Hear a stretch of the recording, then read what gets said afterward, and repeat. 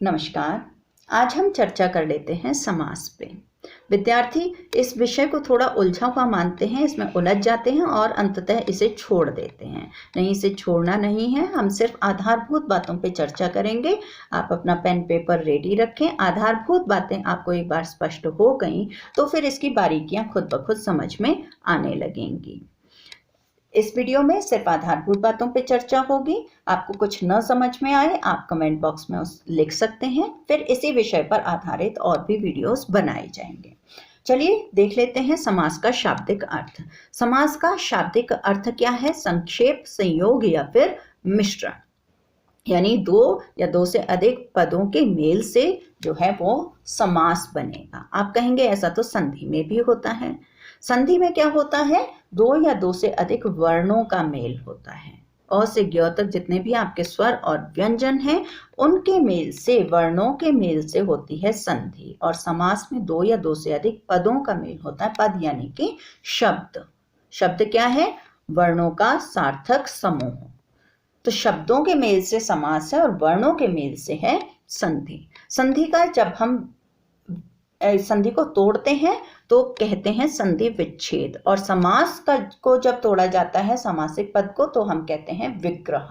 समास का विग्रह होता है और संधि का क्या होता है? विच्छेद होता है। समास की संरचना में तीन पद मुख्यतः आते हैं। पहले को कहेंगे पूर्व पद, दूसरा जो होगा उसे कहेंगे उत्तर पद, और इन दोनों के मेल से जो होगा वो होगा समस्त पद। ठीक है, पूर्व पद, उत्तर पद, समस्त पद।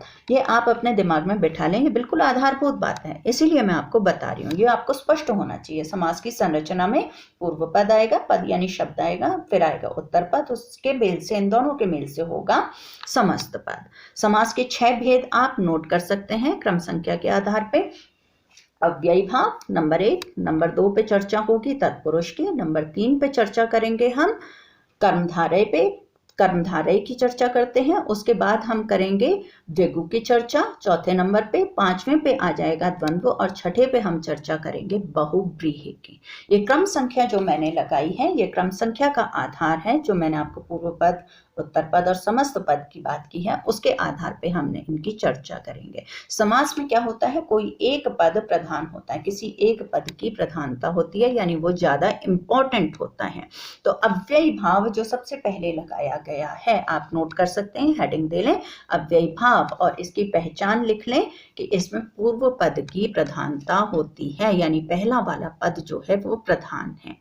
दूसरे, किसी भी चीज का जब शीर्षक बनाया जाता है, हेडिंग बनाया जाता है, नाम लिखा जाता है, तो वो क्या होता है? उसके अंदर जितनी भी उसके अंतर्गत सामग्री आनी है उसके आधार पे हम शीर्षक बनाते हैं, ताकि शीर्षक को पढ़ते ही समझ में आ जाए कि आगे हम क्या पढ़ने वाले हैं, इसके मुख्य बिंदु क्या क्या होने वाले हैं। तो अव्ययी भाव नाम से स्पष्ट है। व्यय होता है खर्चा, ठीक है। अव्यय हो गया उसका विपरीत, यानी खर्च ना होना, छोटा ना होना। खर्च का अर्थ यहाँ पे हम क्या लेंगे? छोटा ना होना। इसमें पूर्व पद प्रधान होता है और वो अव्ययी भाव लिए हुए होता है, यानी पूर्व पद जो होता है और ज्यादा उसके सार्थक टुकड़े नहीं किए जा सकते हैं। ये बात अपने दिमाग में बिठा के रख लें। अभी भी आपको उलझा हुआ लग रहा है? चलिए मैं आपको एग्जाम के पॉइंट ऑफ व्यू से, परीक्षाओं के दृष्टिकोण से मैं आपको और भी आसान करके बता देती हूँ। आप नोट करें, जिन भी शब्दों में पूर्व पद यथा हो, आ हो, प्रति हो, बे हो, भर हो, वो किसके अंतर्गत आ जाएंगे? अव्ययी भाव के अंतर्गत आ जाएंगे। अब जैसे ही पूर्व पद बताया भी तो मैंने, इसमें उत्तर पद लगाते हैं, फिर समस्त पद बनाते हैं। पूर्व पद है यथा, उत्तर पद है संभव, और समस्त पद क्या हो गया? यथा संभव। इसी तरह से पूर्व पद है आ, उत्तर पद है जन्म, और समस्त पद क्या हो गया? आजन्म। पूर्व पद है प्रति, उत्तर पद है दिन, समस्त पद क्या हो गया? प्रतिदिन। इसी तरह से पूर्व पद है बे, उत्तर पद है जान, तो क्या हो गया? बेजान। भर, भरपेट। मैं जानबूझ के पूर्व पद उत्तर पद मैंने बार बार दोहराया है ताकि आपके दिमाग में बैठ जाए। पूर्व पद पहला, उत्तर पद दूसरा, और समस्त पद जो उन दोनों के मेल से बनता है। ये आपको स्पष्ट होना ही चाहिए। अच्छा, ये हो गई आपको पहचान, स्पष्ट है। इसमें क्या होता है, पूर्व पद का जो आकार है वो भी छोटा होता है। उच्चारण की दृष्टि से, लिखने की दृष्टि से आप उसको पढ़ेंगे, बोलेंगे तो आप बोलने में कम समय लेंगे, ठीक है। तो पूर्व पद इसका अव्ययी भाव में जो आता है वो बहुत ही छोटा सा होता है। अब आते हैं अगले समास पे, तत्पुरुष पे। तत्पुरुष में अब क्या है, देखिए मैंने सीक्वेंस इस तरह से लगाया, क्रम संख्या इस तरह से है। अव्ययी भाव में पूर्व पद प्रधान था। तत्पुरुष में आप सबसे पहला पॉइंट ये लिखें कि इसमें क्या है, उत्तर पद प्रधान है, यानी दूसरे वाला जो शब्द है वो प्रधान है, द्वितीय पद की प्रधानता है। पूर्व पद यहाँ पे सहायक पद की तरह है। और दूसरा क्या है, आप समास, जब भी समास को हल करते हैं कि ये किस भेद के अंतर्गत आता है, तो उसको समझने का सबसे आसान तरीका है कि आप उसका विग्रह करके देखें। जब आप विग्रह करके देखें तो आपको बिल्कुल स्पष्ट हो जाएगा कि ये कौन से समास के भेद के अंतर्गत आएगा। जब आप समस्त पद का किसी का विग्रह करें और उसमें आपके कारक चिन्ह आए, कारक चिन्ह यानी कि परसर्ग आए, ठीक है, आपको समझाने के लिए परसर्गों का इस्तेमाल करना पड़े तो तत्पुरुष के अंतर्गत आते हैं। जैसे उदाहरण के लिए हम एक शब्द ले लेते हैं, कन्यादान। जब हम कह रहे हैं कन्यादान, आप इसका विग्रह करेंगे तो क्या कहेंगे, कन्या का दान, ठीक है। कन्या का दान जब आप कह रहे हैं तो इसमें क्या आ रहा है, संबंध के विभक्ति चिन्ह आ रहे हैं, संबंध का, के, की, रा, रे, री, ठीक है। कन्या का दान, कन्यादान। इसी तरह से गौदान, गौ का दान, गौदान, ठीक है। तो वो कौन सा आ जाएगा, तत्पुरुष समास के अंतर्गत आ जाएगा। यानी जिसमें भी कारक चिन्ह लगे होंगे, जिस विग्रह करने पे, जिस समस्त पद का विग्रह करने पे कारक चिन्हों का इस्तेमाल आपको करना पड़े, वो कौन से समास के अंतर्गत आ जाएगा, तत्पुरुष समास के अंतर्गत आ जाएगा। मार्ग व्यय, मार्ग के लिए, व्यय के लिए संप्रदान में आ जाएगा। इसी तरह से आप बीती, अपने पर बीती, ये अधिकरण में आ जाएगा, में पर। तो ये आपको स्पष्ट होना चाहिए, बिल्कुल स्पष्ट, बेसिक सी बात है, आपको स्पष्ट हो ही जाएगी। आप बार बार इसका अभ्यास करें। अगले उस पे आते हैं हम समास के भेद पे, और वो क्या है, कर्मधारय। कर्मधारय में भी क्या है, द्वितीय पद प्रधान है। मैं कारण बताऊंगी इनका। अच्छा, और इसमें क्या होता है, कर्मधारय में आपको उपमान और उपमेय मिलेंगे। यानी कर्मधारय में उपमान उपमेय में आप उलझ रहे हैं तो आसान करके बताती हूं, तुलना होगी। कैसे होगी तुलना, चंद्रमुखी, चंद्र के समान मुख, चंद्र और मुख में तुलना हो गई, ठीक है। तो कौन सा आ गया आपका समास का भेद, कर्मधारय। और इसकी क्या पहचान है, और कि समस्त पद में क्या हो सकता है, विशेषण और विशेष्य। यानी पूर्व पद जो होगा वो विशेषण होगा और जो उत्तर पद है वो विशेष्य होगा। जैसे कि नील कमल, कमल कैसा है, नीला है, नील उसकी विशेषता है, कमल की विशेषता है, नील कमल। तो यहाँ पे क्या है, विशेषण और विशेष्य आ जाएंगे, यानी विशेषता बताएगा पूर्व पद उत्तर पद की। उत्तर पद जो होगा वो प्रमुख होगा। फिर आते हैं हम द्विगु पे। ये आपको स्पष्ट है, कर्मधारय। कर्मधारय में पहली बात आप नोट कर लें कि इसमें द्वितीय पद प्रधान है। इसमें आपको क्या मिलेंगे, उपमान और उपमेय मिलेंगे, यानी कि शब्दों में तुलना होगी। जैसे कि चंद्रमुखी, मैं बहुत ज्यादा उदाहरण नहीं दूंगी, नहीं तो वीडियो बहुत लंबे हो जाते हैं। और इसमें क्या होगा, विशेषण और विशेष्य भी आपको मिल सकते हैं, जैसे कि नीलकमल। यानी पहला पद जो है दूसरे पद की विशेषता बताएगा, पूर्व पद उत्तर पद की विशेषता बताएगा। आते हैं अब हम द्विगु पे। द्विगु में भी क्या है, उत्तर पद प्रधान है। और द्विगु नाम से ही स्पष्ट है, मैंने आपको पहले ही कह दिया था कि नाम में पता लग जाता है हमें कि आगे क्या बात आनी है। द्विगु जब हम बोल रहे हैं, द्वे, द्वे यानी दो, यानी संख्या आ रही है। तो जितने भी संख्यावाचक शब्द हैं, देखिए बहुत आसान सी इसकी पहचान है, जितने भी संख्यावाचक शब्द हैं वो द्विगु के अंतर्गत आ जाएंगे। और इसमें दूसरा पद जो है, उत्तर पद जो है वो प्रधान होगा। अब संख्या कैसे आ जाती है, हमारे बिल्कुल रोजाना के इस्तेमाल के शब्द हैं, जैसे दोपहर है, दुपट्टा है, चौराहा है, ठीक है। तो ये किस समास के अंतर्गत आएंगे, क्योंकि इनमें संख्या आ रही है, तो ये द्विगु के अंतर्गत आएंगे। त्रिशूल आ जाएगा आपका, नवग्रह आ जाएगा, नवरात्र आ जाएगा, सप्तऋषि आ जाएगा, त्रिलोक आ जाएगा, पंचवटी आ रहा है। तो इन सब में क्या है, संख्याएं आ रही हैं, संख्यावाचक यानी द्विगु। अब देखिए इसमें क्या था, तत्पुरुष में भी उत्तर पद प्रधान था, कर्मधारय में भी उत्तर पद प्रधान है और द्विगु में भी उत्तर पद प्रधान है।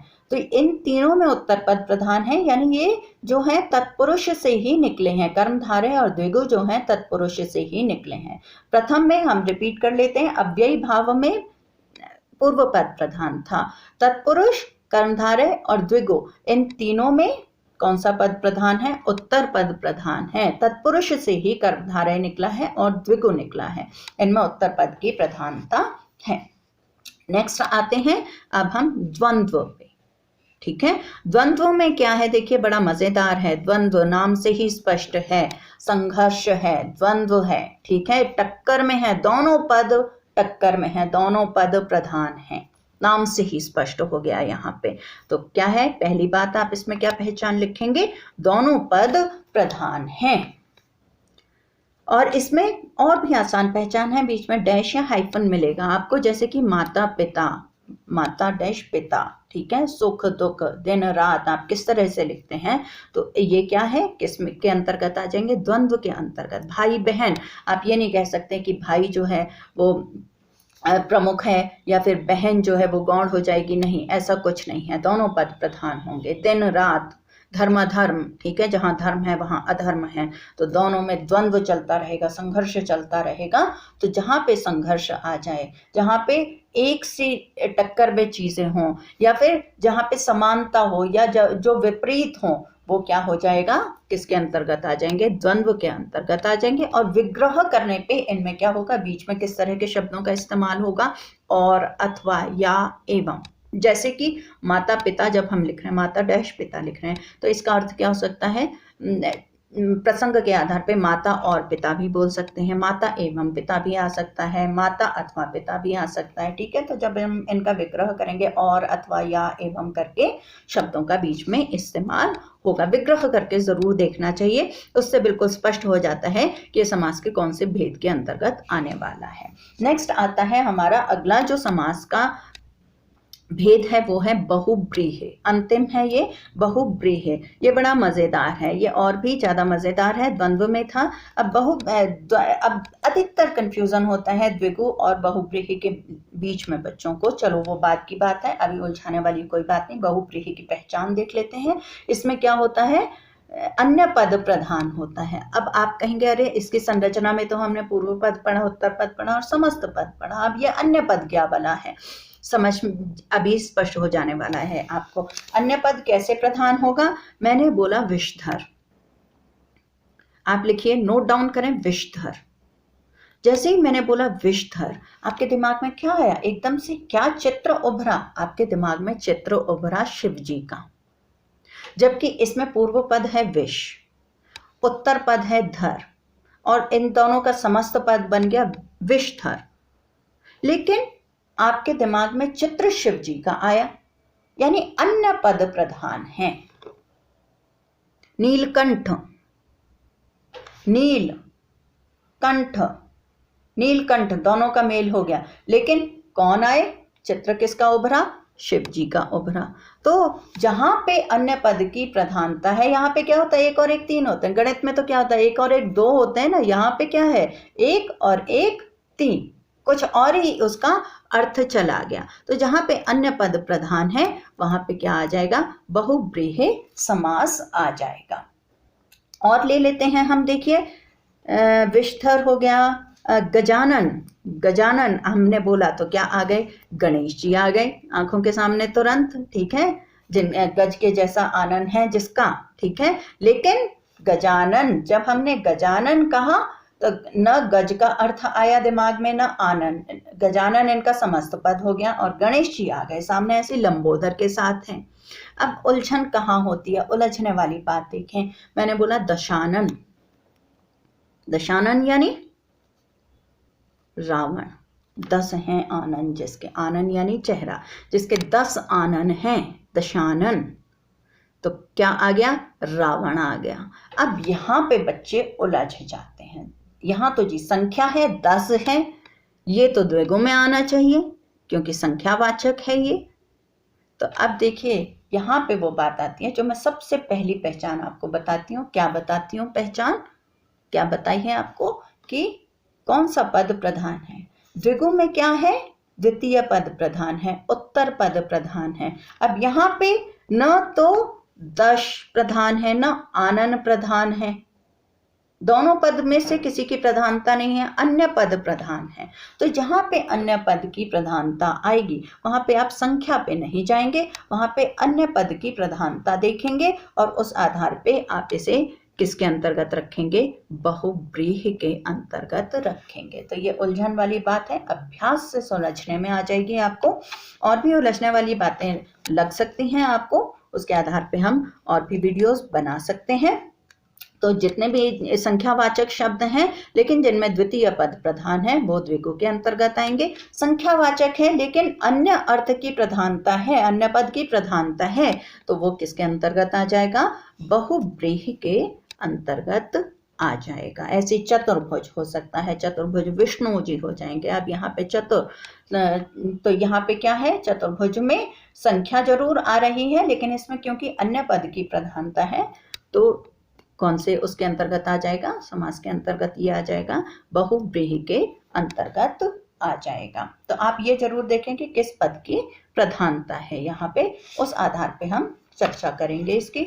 और कोई आपके सवाल हो तो आप अपने वीडियोस में मेरा वीडियो देख के नीचे कमेंट करके आप उसमें पूछ सकते हैं, उसके आधार पे हम और वीडियोस बना लेंगे। आज के लिए इतना ही, आज्ञा दें, नमस्कार।